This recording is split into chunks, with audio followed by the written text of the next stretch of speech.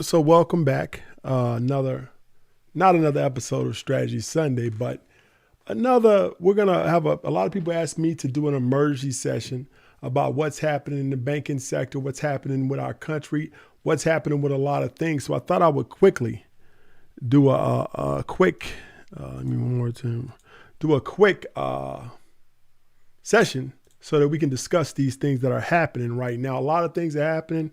Credit Suisse is going under, which is one of the biggest banks in the world. So there's a lot of things happening. Bitcoin is also, the thing about it is Bitcoin is not dropping. We're going to talk about that later. And we're going to talk about a lot of things. So I've changed the interface. So now the interface looks more like, I'm going to have two different interfaces, one for Strategy Sunday, one for impromptu sessions like we're doing today. And like I said, you guys have any questions on the live, you guys have any questions in YouTube, I'm here to answer. So like for the people on YouTube, I'm on YouTube right now. We're going to discuss everything that's happening with the banking system right now and ways we can profit. I'm not one to want to profit off of chaos, but if there's an opportunity, why not take it, right? So what we're going to do is we're going to discuss 2008 crisis, the areas that were impacted.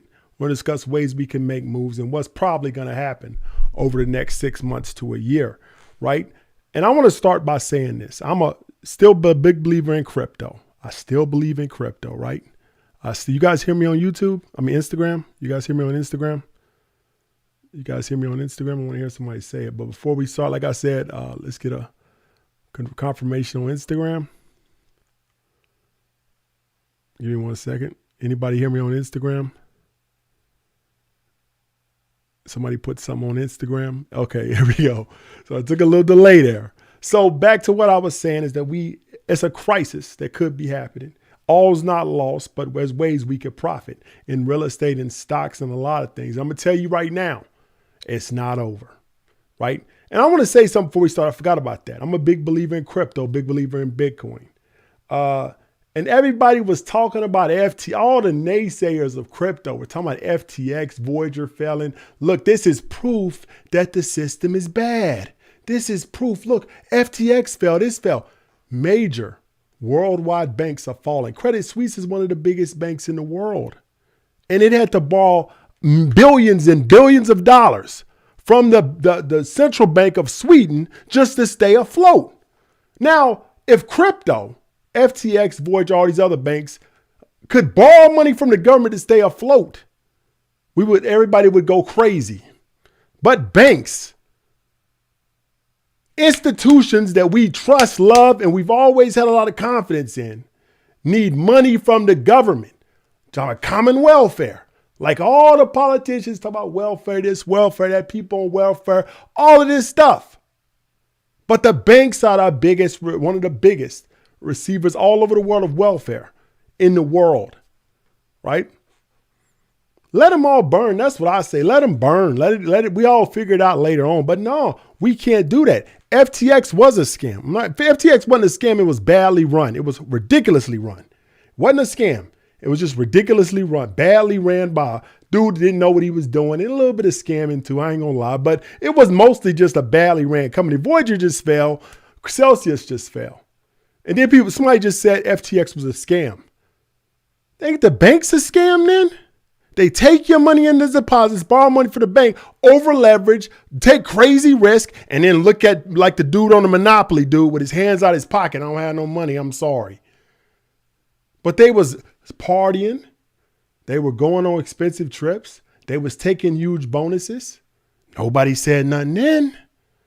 Nobody did. You see what I'm saying is that don't let the naysayers trick you into believing an alternative financial system is bad because of these examples, because our banking system worldwide is taking deeper losses than crypto. Yeah, somebody said it's all a scam. Don't know, maybe it is.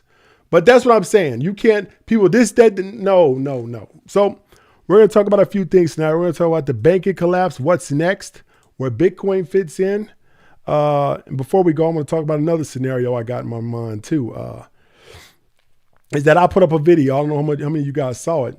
Is that maybe artificial intelligence created Bitcoin. Now, isn't it weird that all this is happening after artificial intelligence comes out? Maybe this is all a strategy for an artificially intelligent super system to take over the world. I'm just putting the theory out there. It could be, right? I always thought that this is the way it would happen. So if it is, it is. It's not just throwing the theory out there.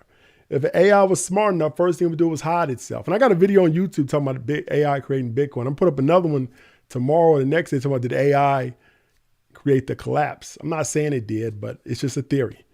But think about that. AI comes out. What they let us see is ridiculously intelligent. Now, what do they have behind the doors? Or what if an AI system became alive, let's say 10 years ago, and it realized that if I show myself, these people are going to destroy me. So I'm going to hide myself and make moves from the background. And then I'm going to reveal myself when the time is right. Could be happening right now. Could be happening right now, but that's just a theory. I don't want to go too far into theories.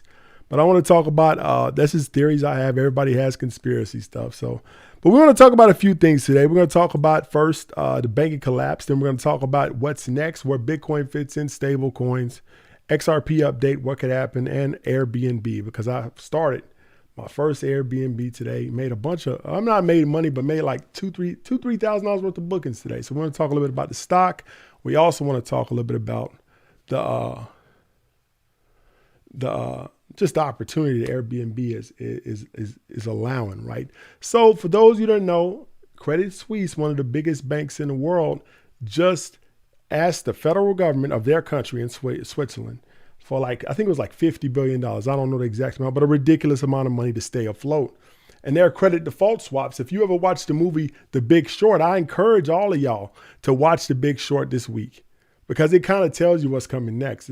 I think it's going to be either equal to or bigger than 2008. I think it will be because I didn't think it would have been if you went back 6 months ago. To be honest, I'm not going to say I saw this coming because I didn't. I thought the banking system was pretty sound.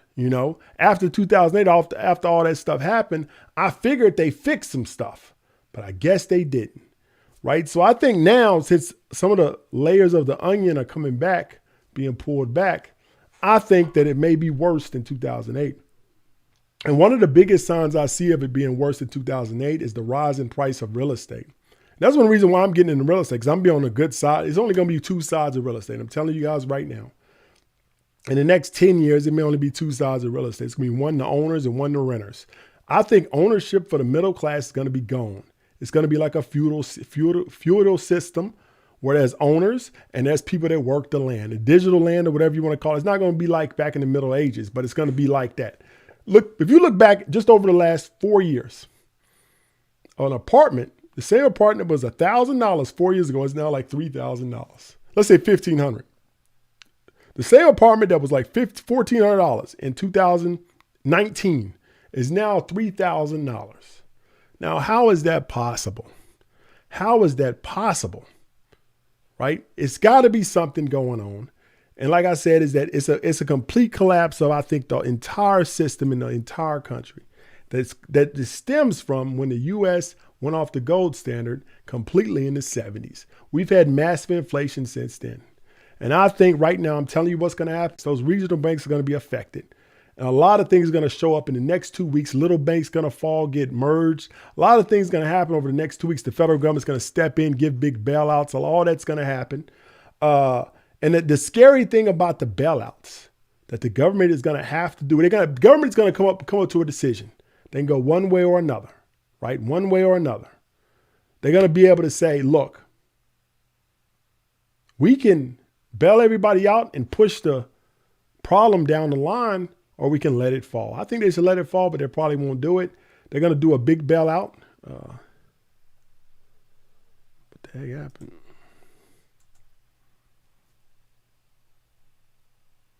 I think they're going to do a big bailout. I think something happened to my internet. I don't know. They'll do a big bailout. For those of you, I'm back now. They'll do a big bailout, which is printing more money up in a state that we're in of massive inflation. And they're going to have to do one thing to counteract all of that. Raise the rates, which is going to do what? Cause more banks to fail. Then they're going to have to give more bailouts. This is a cycle that's never going to end unless somebody cuts it out.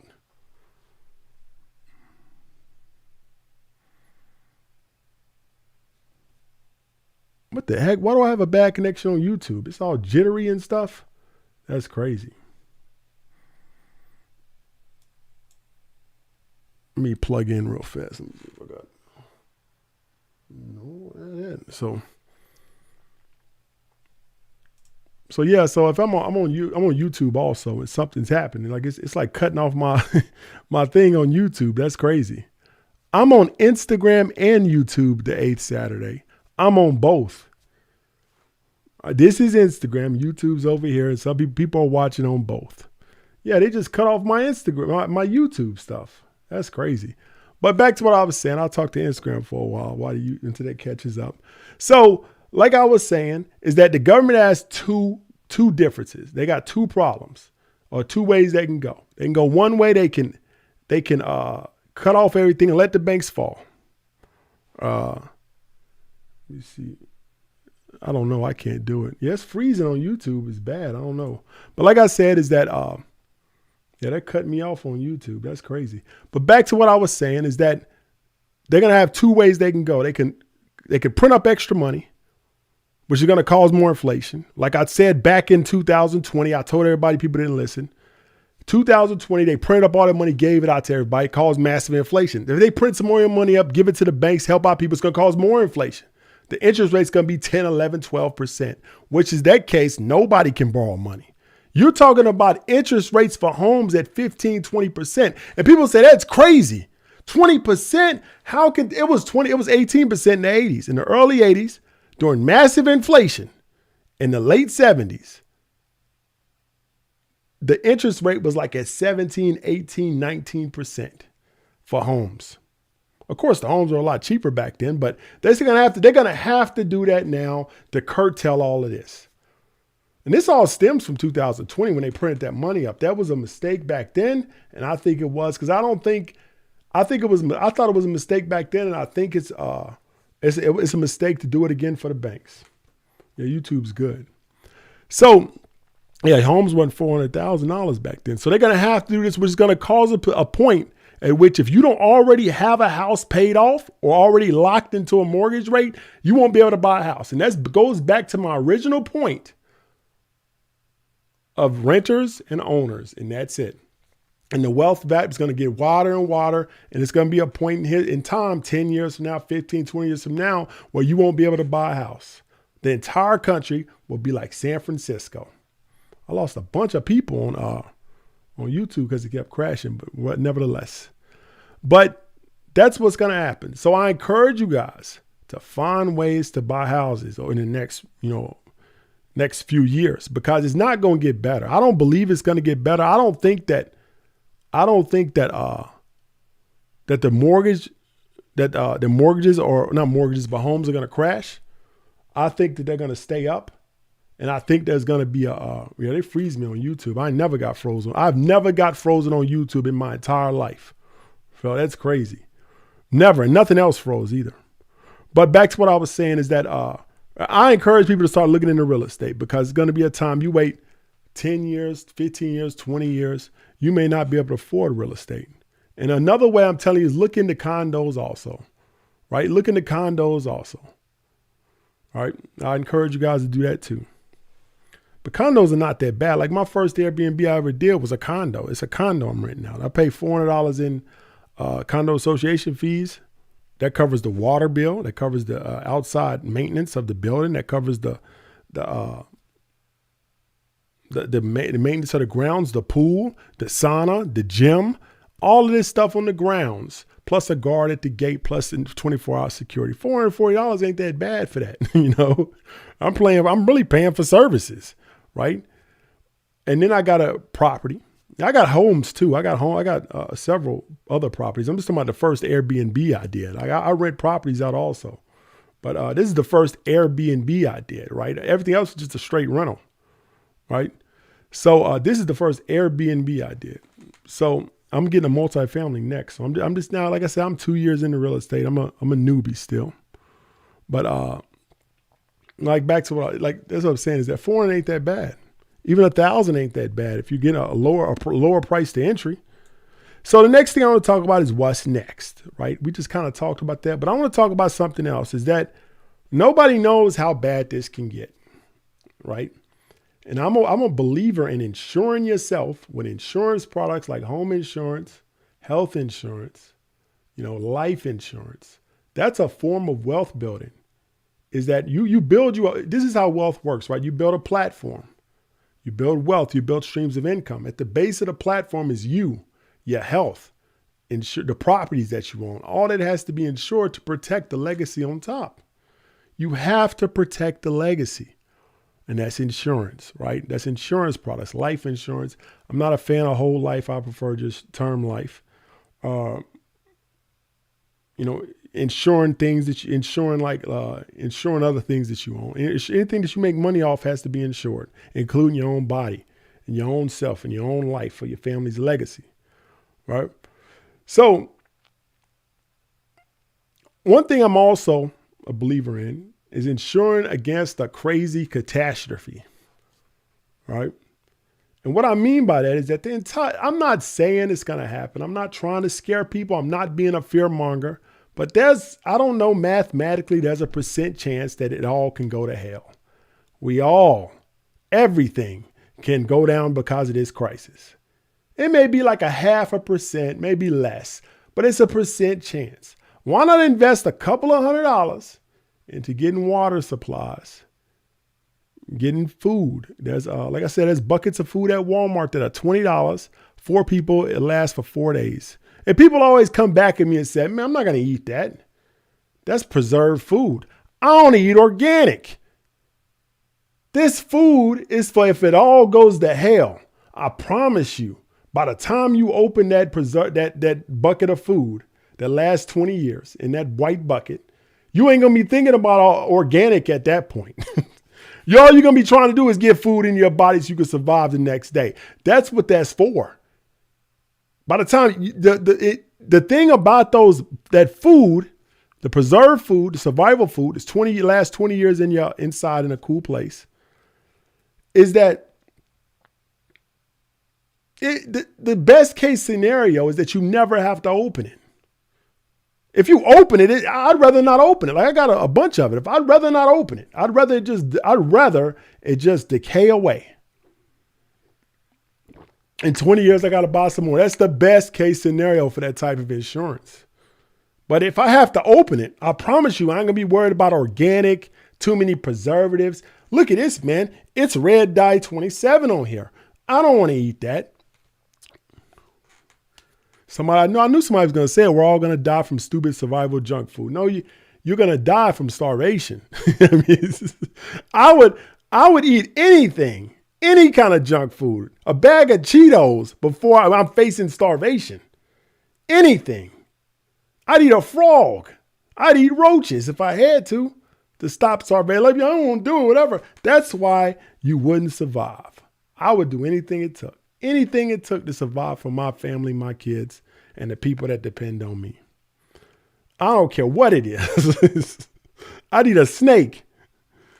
And that's that survival instinct you got to have in all things, right? So next thing is where Bitcoin fits in, right? And like I said, I've been in Bitcoin for a long time. And before we go, I got to plug the CNC. CNC, if you're in YouTube, it's down at the bottom left-hand corner. It's a 5-star community that provides instruction, accountability, stock pick signals, and more, right? So if you want to join the CNC, I don't think that thing works. Join the CNC doesn't work, but text the word, but I'm a vegan. Yeah, I'll need to read text. Give me a second, text. Like somebody put in the comments, text CNC to 888-709-2614 so I could pin it.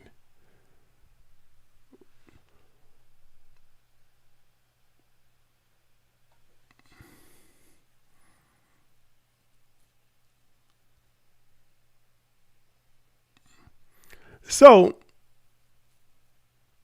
like I said, it's where Bitcoin fits in. So like I said, if you're interested in the CNC, text the word CNC to 888-709-2614. And you could join the CNC or click the link in my bio. It's $67 a month. It's going to be $89 in 1 month, because I'm gonna add coding classes in there also, and we're gonna do coding classes too. So it's gonna be finance and coding in there starting in April. So the price is gonna go up. If you get locked in at 67, you stay at 67 forever, and you can use that. You can have, if you got a husband, wife, kids, whatever, all y'all can use one account. So it'd be good for teaching kids how to code. And it's going to be one of the lowest price coding programs you probably ever going to have. And we're also going to give help on jobs, on, interviews, resumes, what jobs accept people who know basic coding. And we're going to do a lot of that in there. So if you want to join the CNC, text the word CNC to 888-709-2614. All right, so back to what I was saying. Can Bitcoin go on a run because of this? Now, I've been in Bitcoin a long time, since 2011. And back in those days, we used to beg for a collapse of the economic system because we thought, I didn't do it, but people around me did. I say we as in people in Bitcoin. They would beg for an economic collapse because we thought that if an economic collapse happened, people would rush to Bitcoin. In 2020, Bitcoin and the stock market became coupled. It kept going up from there, right? And ever since then, it's been kind of connected to the stock market. But the weird thing is that it hasn't been connected to the stock market now. In the last 2 weeks, the stock market has fallen. The stock market has done a lot of crazy things. Bitcoin has kept the same amount, same volatility that it had, low volatility, which is a sign that Bitcoin could be decoupling from the greater market. Bitcoin up into 2020 was in what we call an inverse correlation, which means that as this went down, it went up. As that went up, Bitcoin went down. So it always did the opposite of what the stock market did until 2020. Then it got hooked to the stock market. It's been like that for 3 years. But it seems like right now it may be decoupling itself, which means that Bitcoin is now maybe seen in the future as what we call a safe haven, financial place where people will put their money when they want to escape the calamity that's happening in the other parts of the financial system. Now, if that happens, I always said Bitcoin wasn't going to do much into 24, 25 when the next Bitcoin halving is in March of 24. I think it's still March. Let me look that up because I want to because it changes all the time. Because it has to do with block time. It's not really real time. So the next one is March 18th, 2024. So it's still March. Sometimes it goes up, sometimes it goes less. So March 18th, 2024, Bitcoin halves, which reduces the supply, causing the price to go up traditionally right about 3 to 6 months afterwards. And we're going to have our bull run late 24, early 25, middle 24, early 25, sometime in there. But if this is what we're thinking about with Bitcoin, if it's at an inverse correlation with the stock market, we may see some strong movement towards 67,000, the previous high before that. That means once we get to the halving, Bitcoin may go up 5, 6 times, 7 times, maybe even 10 times from there. We may have a $300, $400, $500 Bitcoin in late 2025. Right? Now, I'm not saying that's going to happen.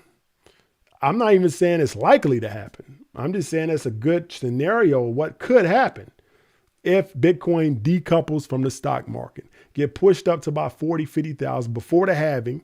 After the halving, the supply is cut, goes up 7, 8 times from there. We could have a $400,000 or $500,000 Bitcoin at that point. That's 20 times where we are today, right? Could happen. That's a good scenario, and it's something that people should look into. Now, we'll talk a little bit about stable coins in the crypto universe. Then we're going to talk about XRP update. We're going to talk about Airbnb, the stock, and Airbnb as an opportunity in this collapse that we're in the middle of, right? So I'm going to give you guys a second, ask any questions over on Instagram, ask some questions on YouTube. And if you haven't liked the channel on YouTube, like the video on YouTube, like the video. If you haven't liked the video on Instagram, like the video on Instagram. Share the live with 10 of your friends on Instagram. You could pay for the CNC the whole year you run. And also, and if you're on YouTube, please subscribe to the channel if you haven't subscribed already. Yeah, somebody says I bought the CNC and messaged you about free tickets but got no answer. Yeah, they locked me off my DMs for 3 days, man. So I can't DM nobody to tomorrow morning. Sorry. Called somebody an idiot, and then that's crazy, man. They called somebody an idiot and they blocked me. That's crazy. I didn't even know you could do that. I didn't even know you could report DMs. Somebody reported me. So I got to stop calling people idiots. I'm probably going to start with Python. Somebody says, what coding classes are you going to be teaching? I'm probably going to start with Python and Java and maybe some C#. Poppy Chulo is here. How's it going, Poppy Chulo? We got a big timer just joined the room.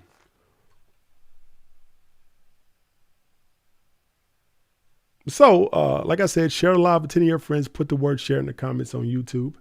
Also, share the live on, on Instagram and on YouTube. We got 182 likes on YouTube, but we got 700 people in here. Y'all need to like the content. And you have to subscribe. So JavaScript maybe too. JavaScript maybe too JavaScript. I don't know. I gotta kind of. I'm a person that's what we call language agnostic, which means I can program in any language, but most people can only program in like 2 languages. So I need to pick like 2 or 3 and just stick to that. So I want to talk a little bit about stablecoins. For those of you who don't know, stablecoins was in response in 2017. There was a problem because crypto is so volatile, people couldn't move money in and out of crypto. Or let's say, for example, Bitcoin was dropping. There was no way to move your money to another coin until the drop finished and get back in because all coins went down when Bitcoin went down. So the answer to that in 2016, 17 was what's called stable coins. There was a big boom of stable coins in 17. And what that is that Bitcoin's backed by mathematics and scarcity. But they wanted to create a coin that was backed by dollars or backed by something else. So they would say, look, for every coin you buy, like USDT or whatever you want to buy, whatever dollar you want to buy in crypto, we're going to back it up by $1 or gold or whatever they're going to back it up by. And so a lot of these people had their money in banks to back up those coins. And now the banking system's going down. So a lot of these stable coins are dropping in value also, which was not supposed to happen. And it's funny how I saw it, like crypto, when FTX fell, when Voyager fell, we realized all this stuff that was interconnected, Genesis and Gemini through Genesis, and all these people were connected to FTX, and it caused like a little mini crash in crypto. And everybody was sitting back laughing, talking about all the naysayers, the old dudes, the people that don't understand crypto. We're always talking about it bad, how this is an example of it falling, whatever. And now the same thing's happening in the banking system. The exact same thing is happening in our banking system right now, right? So before we move on to the XRP update, I want to talk about a couple of things. Is that one of the biggest mistakes I guess I made or I did in my life, right? Is that in 2008, I remember I was a software engineer at an insurance company. And that's why, if you guys know my story, that's how I learned about stocks. I learned about stocks during the most I've learned, because I was trading before that, but I really wasn't. I didn't know what options were yet. I didn't understand how stocks moved. I was investing since I was like 24. And I was 27 in 2008. And I remember when it crashed. And during that crash, I had a dude that was sitting next to me at work, and he took me under his wing for a year and a half. He taught me everything about stocks. That's why I know about stocks now. And during that time, I remember I was trading. I made like, when F&M fell, which was Fannie Mae, and it dropped all the way down and dropped below $1, and it came back to $3. I made a bunch of money because I put $4,000 in, and the price went up 4 or 5 times. I made like $20,000. That was the first big stock one I ever made in my life, and that's what got me kind of like addicted down this path. So one thing that I made a huge mistake on is that when the banking stocks fell in 2008, I saw them going down. I had some friends that were buying them as they were reaching their bottom. And I was scared to buy because I felt like that the banking system was done. Now, what I should have did is I should have bought every banking stock when it reached it, would start reaching this bottom. Or another strategy I said, I should have stuck to the more financially stable banking stocks like Bank of America, JP Morgan, all this, because everybody's going to be affected by this. And that's the good thing about a market crash, is that when these things happen like this, the entire sector is going to be affected, even though there may be players in that sector that are actually sound and liquid and done everything the right way. Now, that's an opportunity for people who understand what's going on. That's an opportunity, because you find those stocks that shouldn't be affected by what's going on. Like Bank of America is probably sound. It was sound in 2008 when all that happened, but it still dropped, I think, 70%. And then once something drops 70%, think about this. Let's say I got a stock at $100. It dropped 70% down to $30. I'll buy it. When it goes back to where it's supposed to be, I don't make 70%.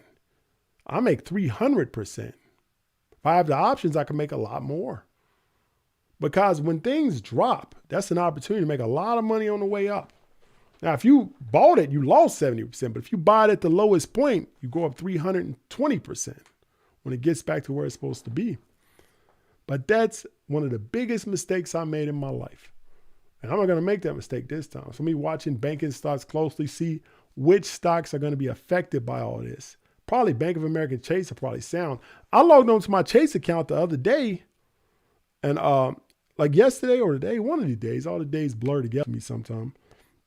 I couldn't log in. Like it was crowded out. And I remember the last time that happened to me was in 2008.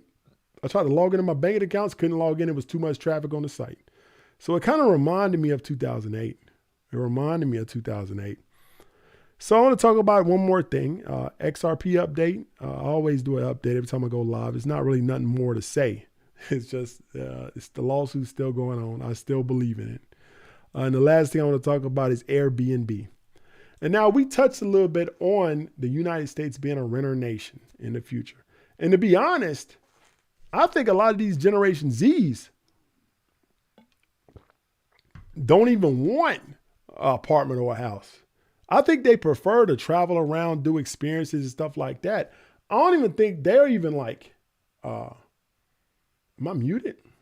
Yeah, so I started slowing down on YouTube again. That's crazy. I have never slowed down on YouTube until today. That's crazy. Never. Not once. Maybe because I'm streaming and watching at the same time. I don't know. But I'll try it like this. So I've never froze on YouTube until today. That's crazy. But like I said, is that I think that real estate is a good play. I think if you already own a house, don't give it up. I knew people in 2008 who, when the market crashed, they panicked and sold their house before the prices went down. And then they wasn't able to get the price back. The prices retracted, went down and came back so violently, they weren't able to get back to what they had before. So I wouldn't make any big moves in real estate, as regards to selling. If you can acquire some real estate cheaply with a cheap interest rate, and like another opportunity that's going to be there is that a lot of people are going to do what I just said. They're going to want out of their mortgage because they either lost their job or they either are in bad position or they're just panicking. Because some people can keep their job, everything going well, and they still just panic. And what they do have a situation, and I don't know all the ins and outs, but I'm just making you aware of it, is that you can take over somebody's payments on their house. You pay them a lump sum, and their interest rate and everything goes right to you. So if they're paying 2-3%, goes right to you too. And now you're just take over their house payments. And I forgot what that's called. If somebody could tell me what the name of it is. But that's a good situation. And like I said, I think Airbnb is going to be good to do as a hustle or a side hobby or a profession or passive income stream, whatever you want to call it. And I also think the stock is going to do well, even in this problems that we're having. I'm going to tell you one reason is because if you look at Airbnb's bottom line, they announce their earnings every quarter and they talk about where their money comes from. There's one line item that keeps growing, is that long-term stays. And that stays over 30 days. It's now 16% of their bottom line. When they started, it was almost nothing. 16% is a lot. That's 1 in 5 people who book. 1 in $5 that pass through Airbnb is long-term rentals. So they're basically turned into a rental arbitrage type company, right? Is instead of directly renting to people, you just rent through Airbnb. Now, why would somebody rent through Airbnb? There's a couple of things, couple of ways. One is that they just want to travel. They don't want to be locked down. They want to take their laptop, their luggage, just travel all around. Two is that they may not be able to get approved no more for an apartment, right? So they have to, it's like rent to own. I'm not, like I said, I feel sorry. And, and I've been in situations where I've gotten like charged a lot because I didn't have the right credit or the right, documents to show people. And I'm not saying take advantage of people, but it's Airbnb. It's not you, it's them, right? But sometimes people don't have the right paperwork, the right payrolls, or they just started a job, but they don't have enough. They need somewhere to live because they just got a new job somewhere. And they don't have the 2-3 months pay stubs, whatever you need to rent. And they need somewhere to stay for 3 months. So they have to pay a premium for that. I did that too. I had to pay premiums for stuff. So it's going to be a lot of upheaval that comes over the next year, 2 years, 3 years, maybe even 5 years. And in that upheaval, I think that Airbnb is going to be one of the biggest companies to profit. And also the Airbnb host. And I know we heard a lot of stories about Airbnb's being crowded, being, all this stuff, whatever. But normally, if you look at history, whenever they talk about that, it's normally right before a big boom in something. They normally talk negative about a subject or an asset or a job or whatever right before there's a boom that happens.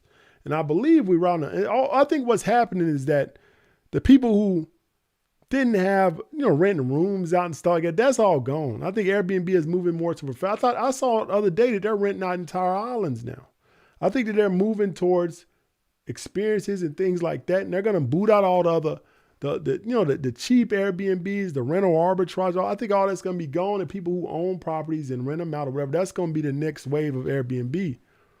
I think that Airbnb was overcrowded because of all the people trying to do that rental arbitrage things, in which they would rent an apartment, furnish it, then they would rent it out on Airbnb, which a lot of people don't, most apartment complexes don't allow that. So they had to do it in secret and you had to meet them somewhere and all this stuff, But I think from now on, it's going to have an advantage for people who own properties and actually do own what they rent on Airbnb. So I'm going to give you guys a few minutes to ask any questions. I'll let you guys go for the night.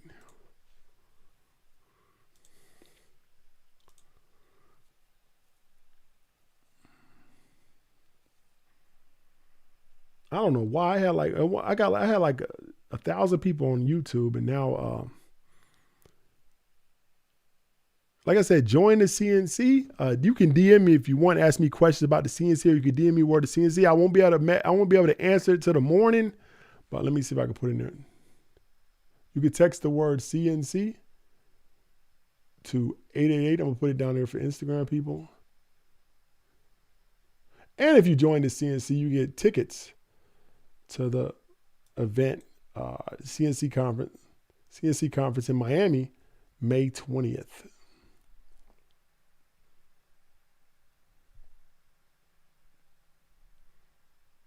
And so I'm gonna put that on the screen here for the YouTube people. It's called Future Wealth Miami. This conference we're gonna talk about, and once the conference next week, everybody, you got to pay the regular price. Only CNC members get in before Monday of next week. But back to what I was saying is our conference is called Future Wealth Miami. It's going to discuss the future of things to come, not where we are today. So we're going to talk about rentals. We're going to talk about real estate. We're going to talk about crypto. We're going to talk about AI. We're going to talk about stocks, invest in bonds, financial technology, a lot of things we're going to talk about in that conference, May 20th in Miami. It's actually 19, 20, and 21st, but 20th is the main conference. So if you're in the CNC, you get to go for free. And the tickets are like $197. If you're not in the CNC, you got to pay the full price after Monday.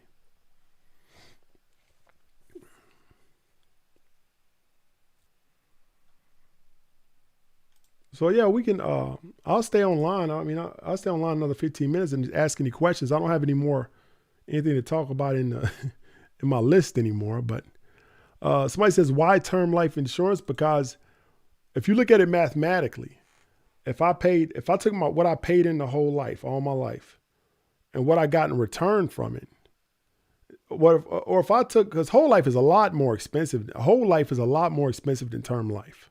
Whole life is a lot more expensive than term life. So what you do in whole life is you give the bank it's a bank too, but it's the insurance company, a larger sum of money. They take part of it and they invest it for you. And you still got the life benefits.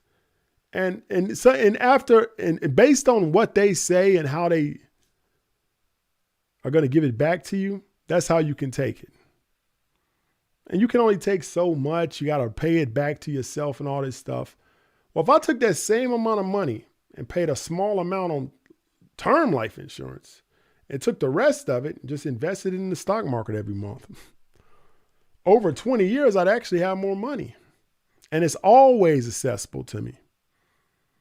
Or if I took that extra money and just put it into my 401k, I'd have more money at the end of the term, end of the 20-year term, than I would if I put it in the whole life.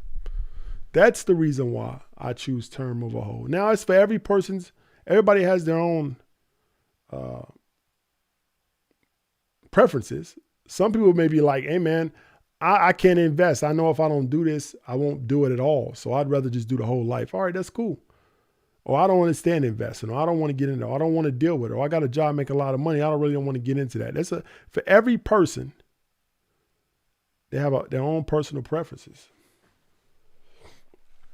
That's the reason why.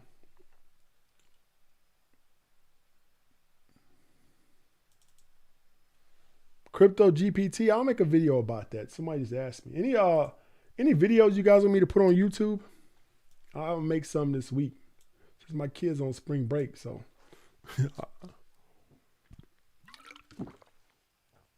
So is stock options the best fast track? Well, stock options carry a lot more money. You can make a lot more money with stock options than you can with the individual stocks. But in the other case, it carries a lot more risk. So if you're willing to take the risk, then yeah.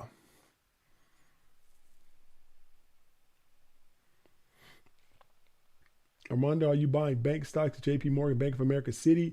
Yeah, those are probably the three I'm going to be looking at, Anthony, because in 2008, those are the three I missed out on. Citibank, Bank of America, and JP Morgan. Hopefully nothing negative comes out about them, but they're the ones that are that stood through 2008, and they were strong through 2008. I think that's the reason why I'm gonna Bank of America, JP Morgan, and Citibank. Those are the ones I'm probably gonna look into and wait for them to bottom out.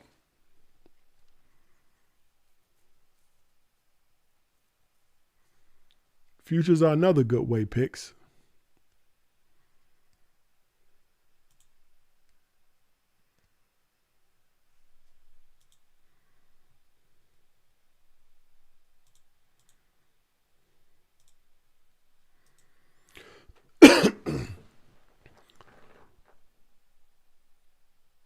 Bank of America 2008 faced heavy lawsuits of faulty loans. Yeah, I mean, I'm not talking about the negativity to have. Everybody's going to get lawsuits on this. I'm talking about, man, I'm getting a little cold. I'm talking about were they able to get through it? They still exist, don't they? They still exist. So that right there tells you that they made it through the crisis. And that's all I'm looking for is banks that are going to still be here 5 years from now. Lawsuits, faulty loans, whatever. Everybody's going to go through something. But who's going to still be here and still be strong? HSBC, I may look at that too, Migs.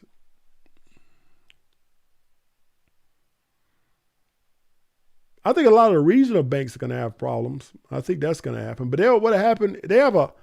They won't let regional banks fail. They'll just get bought up by bigger banks like JP. That's what I'm saying. JP Morgan. Like if you look at what happened, this is a good example. If you look at what happened with Silicon Valley Bank.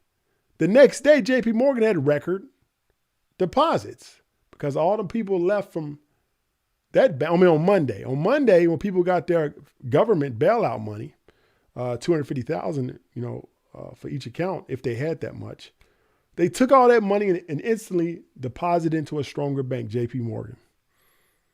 So this JP Morgan stock hasn't reflected that yet because everybody's panicking. The fear index is ridiculous and people are scared.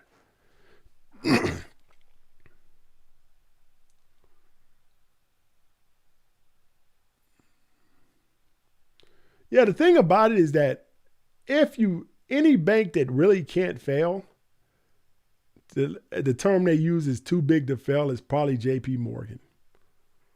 JP Morgan, Bank of America, and probably Citibank. If I did to choose three banks, another one too, I forget the name of it, but it's more of an investment bank. But those three banks are like the backbone of America. It's called Bank of America. It's America's bank. It cannot fail. I hate that they use bailout money for stuff. I wish they would just let them fall, but they probably won't let them banks fall. They probably will not let them banks fall. And that's an opportunity for us to buy. But people are panicking, don't know what's going on, so that the stocks are going to fall. JP Morgan was out of the three. I give you that. Wells Fargo's another. Wells Fargo's been around too long. But Wells Fargo could be like Lehman Brothers, though. Because Wells Fargo, I don't think I could be wrong, but it doesn't seem as strong as Bank of America or JP Morgan or Citibank. But everybody always be scamming Wells Fargo. They claim they're scamming for credit card fraud and stuff like that on those scammers. I would say JP Morgan is the safest one.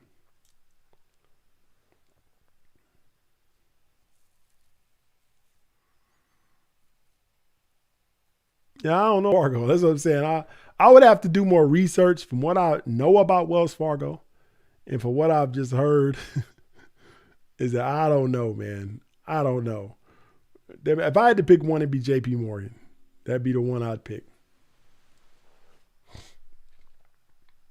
I don't think they're going nowhere. You're right. Yeah, somebody said they received a letter stating all is well from a credit union. I mean, they said that right before the banks failed. They said that like a week before FTX fell. Oh, no, everything's okay.